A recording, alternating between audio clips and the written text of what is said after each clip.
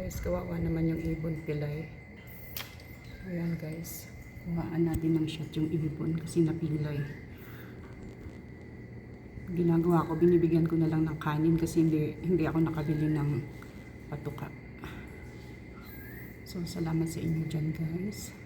Pwede ba akong kumuha ng 4 minutes video? 3 minutes? 3 or 4? Wala tayong upload na long form video.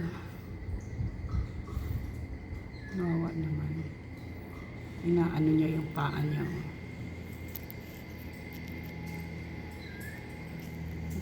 Nawawa naman yung ibon.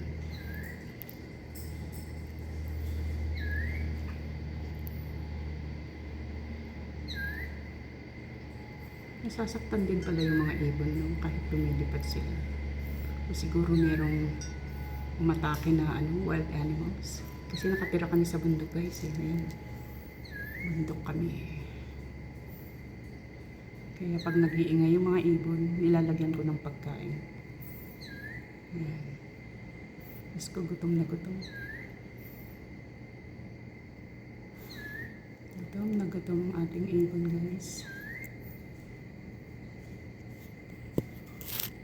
Aray, nangangalay yung kamay ko. Ganyan na lang natin. Ayan. Nagsaing tayo para sa kanya. Sinaingan natin siya. Kasi kahapon nakita ko rin siya. Wala lang akong time mag-baby.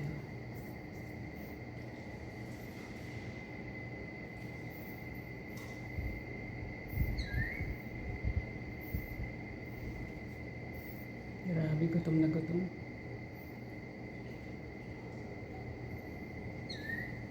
Yun ba yung black crow? Yun yata yung black crow, di ba? Yung crow. Yung sa Bible na parang naparusahan. Yung kalapati na naparusahan. Alam niyo yung story nun, di ba?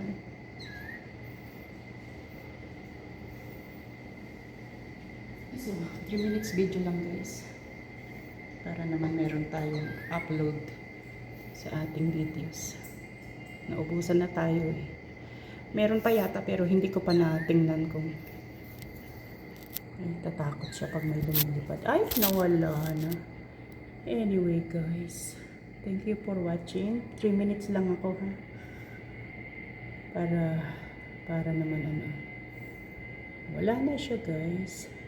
Ang hinihintay ko yung ibang ibon, yung mga babies. Kasi yung mga babies kailangan talaga. Anyway guys, thank you so much for watching. Ingat parati. Rest backan ko na lang kayo guys ha.